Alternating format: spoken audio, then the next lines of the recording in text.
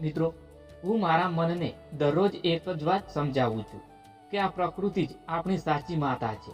આ પ્રકૃતિ જ આપણો પ્રથમ ગુરુ છે. આ પ્રકૃતિ જ પરમ શક્તિ, પરમેશ્વર અને જીવનનો આધાર છે.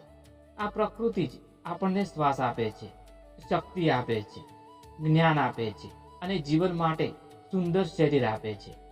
આ પ્રકૃતિના આશીર્વાદથી જ આપણને સુંદર પરિવાર મળ્યો છે, આ સુંદર દુનિયા મળી છે અને આ અમૂલ્ય જીવન મળ્યું છે. મારું એવું માનવું છે મિત્રો કે જીવનમાં જે પણ કંઈ સુંદર થાય છે તે બધું પ્રકૃતિની ભેટ છે. આપણે પ્રકૃતિથી અલગ નથી મિત્રો, આપણે તો પ્રકૃતિનો જ એક ભાગ છીએ.